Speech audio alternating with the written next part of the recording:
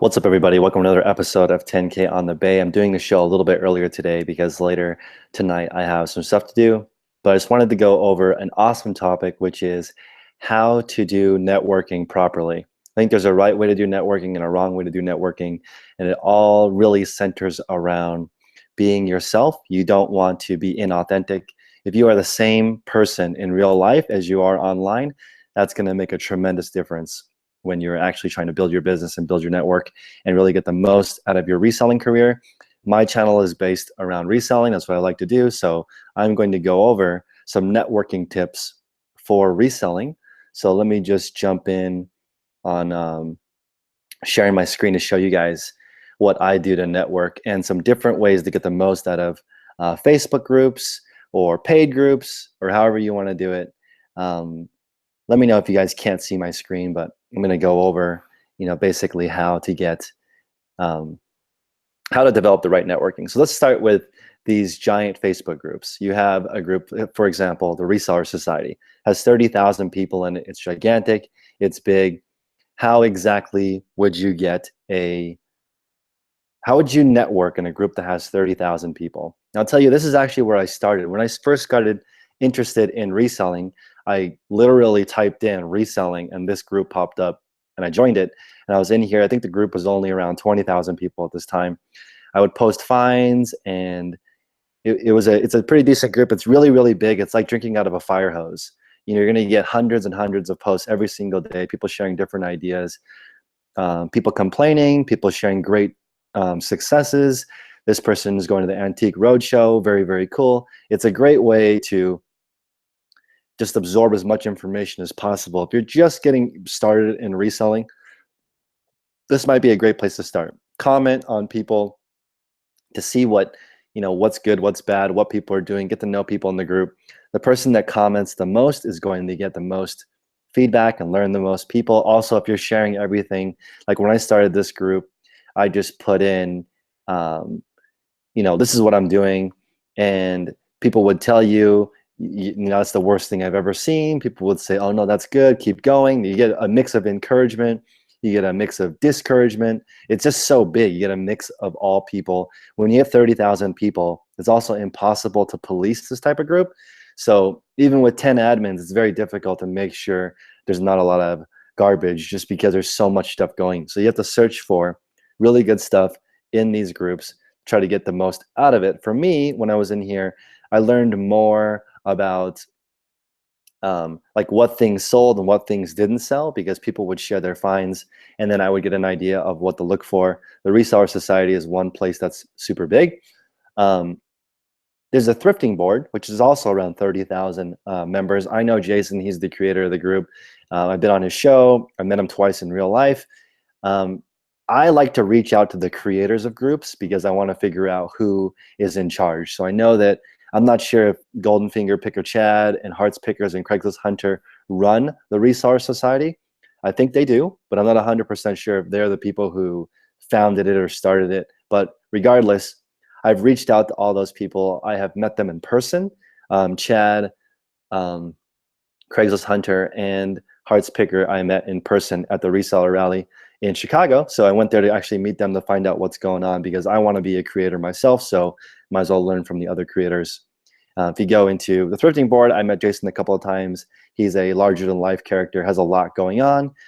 This is his large free group. He also has a small paid group, which I'm also in, which I'll show you guys in just a second how to get the most use out of that as well. But in the thrifting board, basically what I would do is post different ideas, challenges. In this group, they do a bunch of things that are really cool. Like they have listing challenges, they have find of the week. There's a lot of admins in here that do little programs to keep it interesting. Jason has a fantastic loyal following. That's a good way to build a community, and somehow he's maintained that quality all the way up to 30,000 people. Very, very impressive, very cool. I am allowed to post videos in here, but not right away. First, I had to build my credibility in the group by commenting. You can't just enter a group and immediately start posting videos. People are going to ban you because they want you to, earn your stripes before you just get in there and start promoting yourself. The next group is the eBay, Amazon, thrifter, reseller world. This is Casey Paris's group, Rockstar Flipper. So as you can see, I've posted a couple of videos in this group, but I've debranded them. This is when I first started. January 19th is when I posted this video. I did not even have a YouTube channel at that time. I was just posting content.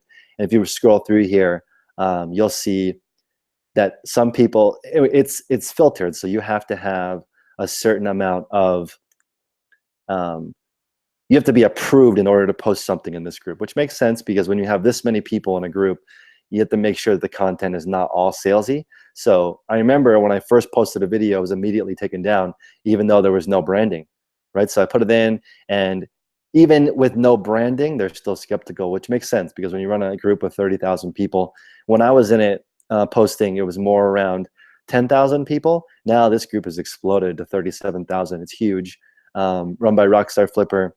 You can go in there, show your ideas, hauls. Same thing. If you want to raise your clout in the group, what you do is you keep commenting and you keep growing, and that's how you get that level. So I was a little bit active in this group, but not as active because I never really got my videos approved. Once I was on YouTube, I could never, I have not been able to get one of my YouTube videos onto this group. They block it and they won't approve it. So I can't get it onto this group, but in the thrifting board and the reseller society, I'm able to post my YouTube videos directly on their page. They find it valuable, so I can throw it on there. Some groups are really closed. I think this group, the only YouTube videos that are allowed are Rockstar Flippers videos. I'm not 100% sure though if they're actually YouTube links. So I've seen Steve Rakin also in this group promoting something. So you can definitely judge for yourself when you're picking different groups.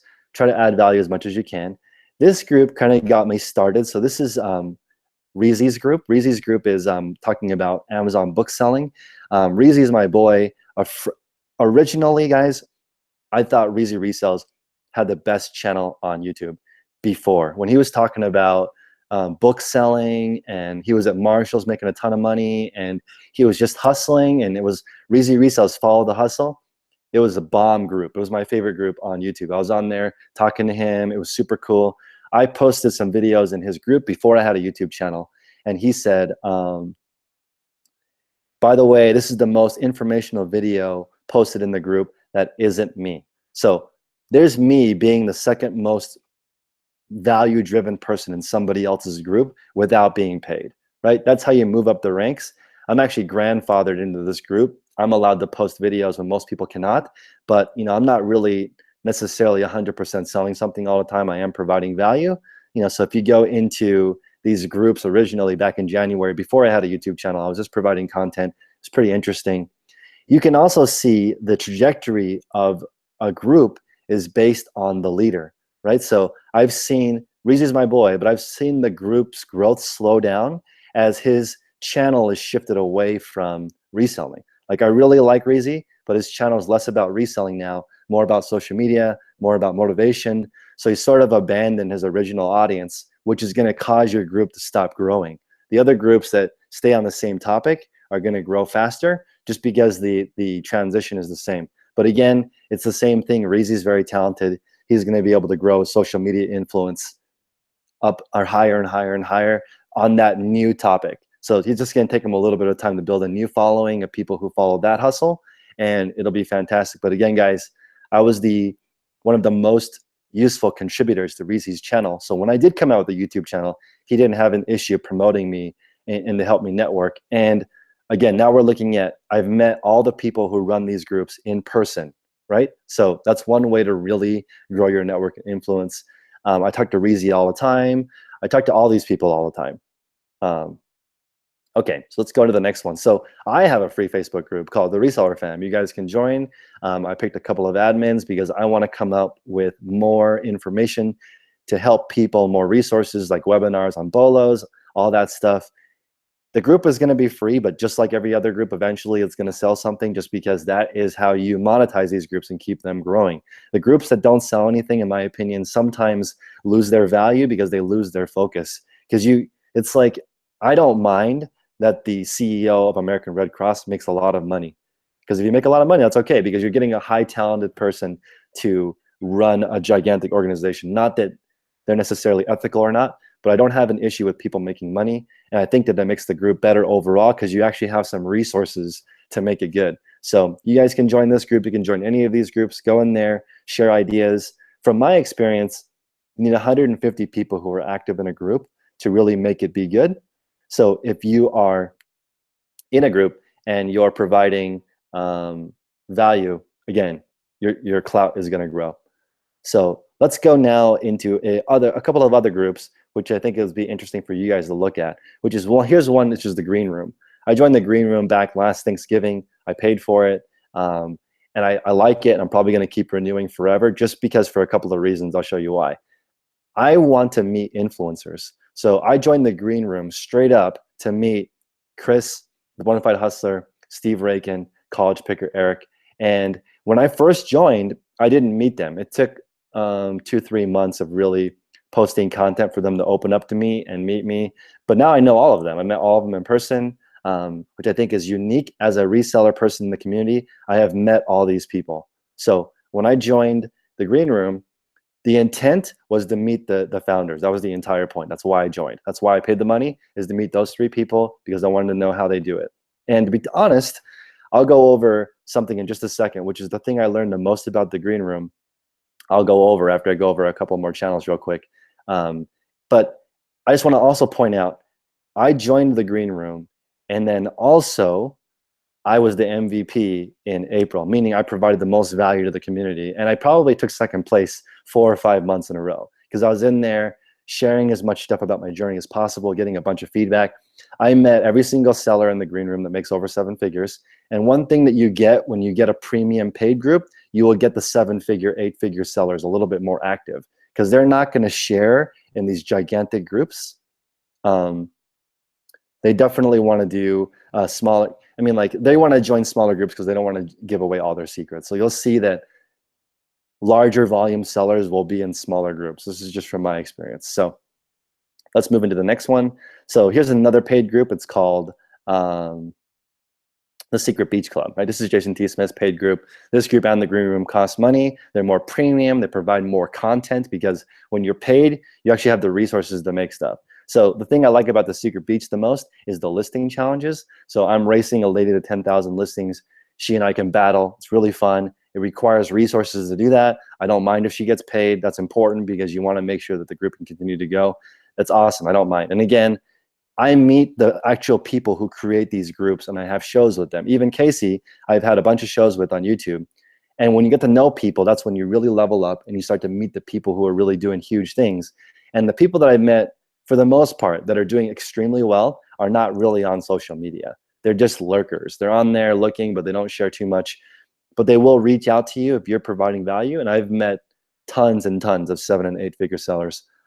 Really do like it. So that is one thing. If you guys want to join, I don't have an affiliate link for the Secret Beach, but I do have one for the green room because I'm actually in that one. So, and I'm more active in that one, so I know a little bit more about that. And then finally, to give you guys an idea, I have a paid group, and I actually did not realize this, guys, but I'm in the top 1,000 Patreon accounts on earth. I didn't realize that so few people make a decent living on Patreon.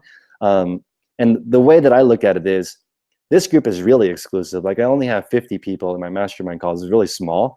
And so there's 50 people who are paying $100 a month to be in that group. That's very expensive, in my opinion. But what happens is everyone is serious. I have 100% attendance. Nobody's late. Everyone's always on time, ready to learn, ready to grow. And if you're not paying $100 and you're not growing, then that's really strange because you're committed enough to put up some money up front. Why wouldn't you actually improve? There's somebody in the group, I think, that's gone from $0 to $5,000 in profit in just 2 months because they don't want to be the person in the group that brings the least to the table each week. So they're constantly pushing themselves. You can get the most out of your group when you actually give the most. So I find that, there's a lot of people who are like, oh, I don't know if I want to join a mastermind group. What if there's people in there that are not my level? Now, I think that's kind of silly because it doesn't matter what level you are. Everyone's still trying to get to the next level. And usually people who are trying to get to the next level actually forget the fundamentals, which is what got you there in the first place. So it's nice to look at a beginner, refresh yourself. They want to grow, you want to grow. Anyone can only improve 1 or 2% a week. So just being in that group and the culture of people growing is why you want to join a group, a mastermind call. You guys, it takes me a lot of time to put these groups together. If you've ever tried to form a group on your own, you'll know how difficult it is to find 5 or 6 people who are awesome and share the same vision as you. It's very difficult. So now I'm going to stop sharing my screen real quick, and I want to go over a couple of different people that I think it's interesting to learn from. So I want to give an example. First is Craigslist Hunter, right? You guys all know Pete. I think he has one of the largest channels on YouTube.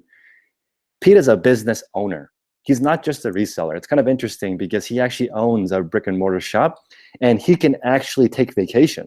He was like, he can take a little bit of time off of work and work on his house. He can go on a vacation. He has a boat. He can actually take vacation. He's not a reseller. In my opinion, just a reseller is just a person that's sort of hustling on the side, or they're just flipping stuff and that's their occupation. He's actually a business owner. He owns a company that resells. That's totally different, right? So if you get into, and I think that's one of the reasons why Pete is so successful and he has such a large channel, is because he owns a company. And that's where I want to be. That's where a lot of people that I network with want to be. They want to own a company. They don't want the job of reselling. The job of reselling is very difficult and lonely and tiring, and you can never really take any time off. That's not where I'm trying to get to people. I'm trying to help people build $1,000 a week business, not a hustle, right? So that's the whole point. That's why I have this channel. That's why I have a Patreon. I want people to set it up like a company. That's just where I want to be. So that's Craigslist Hunter. That's one person. I really wanted to network with him. That's why I went to the reseller rally, to meet him. Success, cool, interesting meeting that person. Now I want to go over the next kind of person, which is sort of like a picker, right? So if you were to network with, let's say, Hearts Pickers or Golden Finger Picker Chat, these guys are pickers. They're like classic people: Parrot Head Picker, Cincinnati Picker. These are like the names of people, right? They identify themselves as pickers. And these are people that treasure hunt, they look for the deal, they're passionate about finding the good stuff, right? But they're not trying to build a company. They're trying to just make as much money with as little of work as possible. And that is awesome. God bless you. That's a different network, right? If you're networking with pickers, it's a different conversation. It's more like talking about your unique finds, how to negotiate with people at a garage sale. It's totally different. If you look at the way that people do networking. So we have business owners like Craigslist Hunter. You also have people like pickers, like Golden Finger Picker, people like that who are pickers. You also have family resellers, right? So you have like States Place or Rockstar Flipper. They have teams. Like I think Casey and his fiance do a lot of the listing. You guys know Nicole and Joe. Also, they are a team and they work together. That's sort of a family vibe, a family reseller vibe. That's cool too. That's different though. I consider that a different person to network with than, let's say, a picker or let's say a business owner. A business owner like Pete is going to be the most difficult person to reach because he's so busy. Being an entrepreneur myself and creating companies is exhausting. It takes a long time. We're working on our businesses 80 hours a week plus. It takes a long time, and you have to really focus in on your business. So that person is going to be the hardest person to reach. Okay. Then you have pickers who are sort of opportunists looking for the deal. They're hunting. These people are the easiest to reach, in my opinion, because these are people that they're hunting and they want to hunt as big of a whale as they can. If you look at their average sale price, you're looking at people who sell stuff from $50 or above. They're selling home run items over and over again, but fewer of them. And so they, in my opinion, have the most time. They're the easiest people to network with if you're trying to build your network.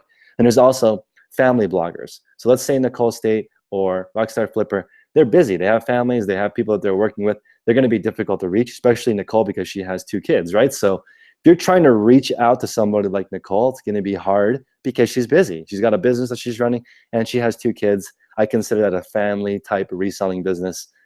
It's going to take a little bit longer to really meet people like that because they're so busy. So don't mistake rudeness with busyness. If you reach out to someone and it takes them a long time to respond, they're not being rude. They're probably just busy. So I learned that from Tim Ferriss. Be patient. Like some of these resellers, it takes like 6 weeks for them to respond back to you. And that's just because they have thousands of emails to respond to. So anyway, when you're networking, be patient. Don't try to force yourself down somebody's throat. Just take your time. Networking takes time. You got to keep going and make that work. Let's see. Okay, now I want to talk about one final thing, which is sort of, I watch a channel called Valuetainment, and these are people that I call sort of like I get aroundpreneur. And this is like, for example, Steve Rakin. I like Steve a lot. I met Steve in person, and he's one of those types of people that's constantly selling something. And he is the person in the reselling community that I have learned the most from, because he's constantly selling something. So I can always look at how he's positioning his email list. How is he working around providing free value? He's trying to balance free value with 1,300 videos with paid value, which is courses, affiliates. He has a membership room.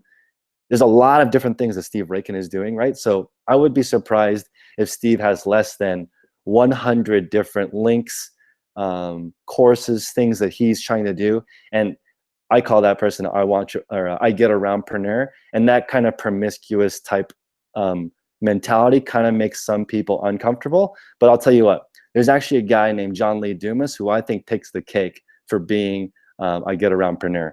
I bet John Lee Dumas has over 500 affiliate links. First of all, he releases a video every single day interviewing a different entrepreneur. So that's already 365 videos a year that are being pumped through his podcast and his YouTube channel. He's just pumping that content out.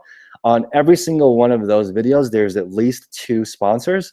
So it's like, hey, this is brought to you by Audible. This is brought to you by whatever. So you get 2 of those commercials, 365 videos a year. That's 730 commercials already if you were just going to watch his thing. Plus, a lot of the people that he's interviewing, he's providing free value as part of the click funnel or the funnel to get them to buy whatever that person is selling. So we're talking about 365 people that he's interviewing that might be selling something, plus 730 commercials. That's over 1,000 commercials from one person a year. That's insane, okay? And John Lee Dumas probably makes $10 million a year.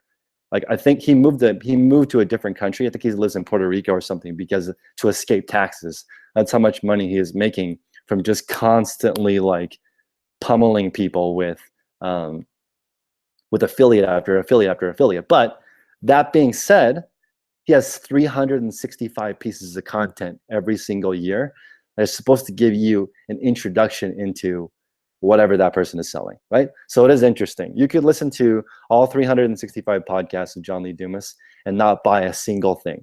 Absorb all that information. It's really interesting. Now I'm going to take a Q&A real quick and just get an idea of what you guys think about this topic. Let's see. The entrepreneur. I don't think any of these people are entrepreneurs. Everybody that I mentioned is an actual entrepreneur. Let's see. Yeah, I would love to do business with anybody. If you guys just reach out to me, I answer all questions eventually via email.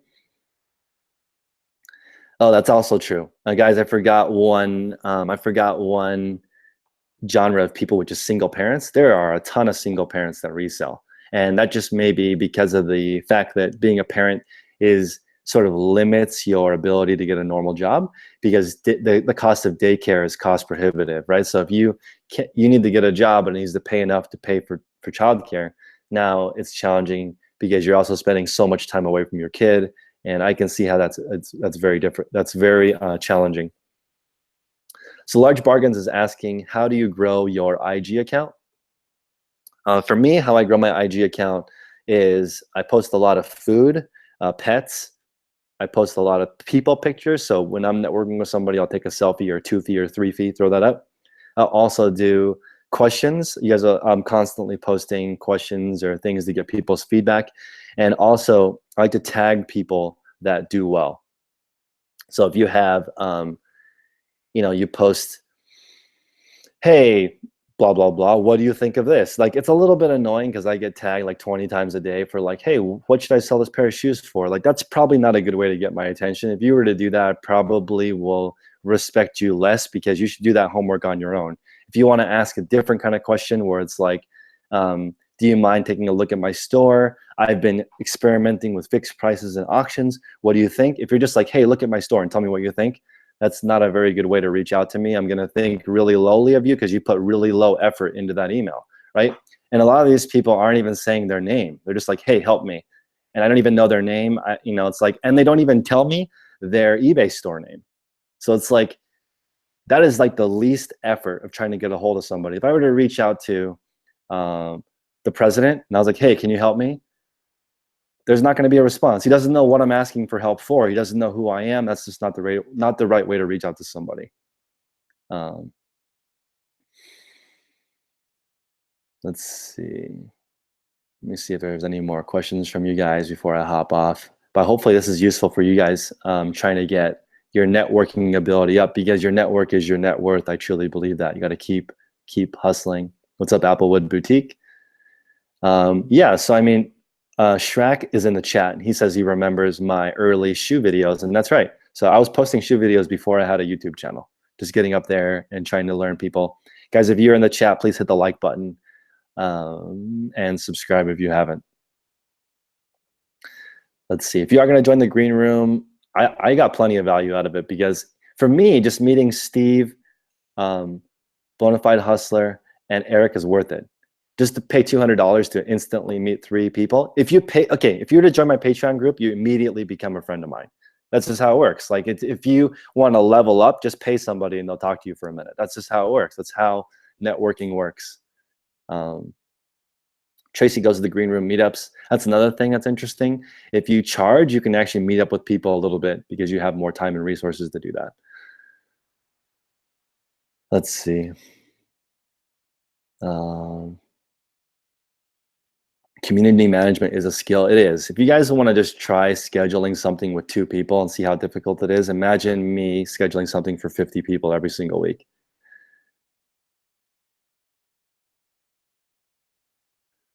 Let's see. Am I going to do a meetup in Vegas? Probably. So if you guys message me on Instagram, actually email me, it's better, because Instagram I don't always check. I do consider myself a networking ninja, but that's because I consider myself a value ninja, giving people tons of value. So there's no reason for them not to network with me. Carlene, I should go to New York. Where on the East Coast are you? Message me or email me and I'll do a meetup on the East Coast for sure. Reserve sneakers has an average sale price of 120 bucks. That's awesome. I hope you sell sneakers. When I sold sneakers in New York City, my average sale price was $220. If we want to compare wieners, just kidding. But yeah, your average sale price can be whatever. It's actually sort of negligible. Let's see. Rockstar Flippers in Vegas. Yep. Let's see. Patience is key. Yeah, don't get out there. Yeah, again, Steve Rakin is extremely prolific. Here's the thing that I think is super, super cool. People say, oh, there's marketers that come and go. He's still here. He's put out 1,300 videos. He's one of the originals, and he's still here. I would say 90% of the reselling community started by just watching one of Steve Rakin's videos. If you go into YouTube and you type in eBay, on the first page, Steve Rakin's video will pop up, right? That is a lot of work you put into building something so that you can show up on the freaking first page of YouTube when somebody types in eBay. That's phenomenal. Let's see. Yeah, Cricket, you can talk to me anytime. Let's see. I know everyone's already there. I am planning on being there. I'm driving, so I'm probably leaving later today. If not, I haven't actually booked a return flight, but my girlfriend might come down this weekend with me. I have a spot to speak at eBay Open also on Thursday.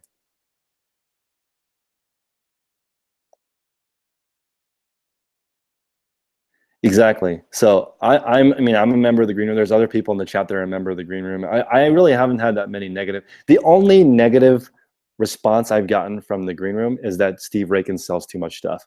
That's really the only complaint. But I'm never going to unsubscribe to Steve because I want to see how he does it. Right? I don't have to buy anything. I get to observe Steve Rakin in full glory for free as long as I'm subscribed to his newsletter.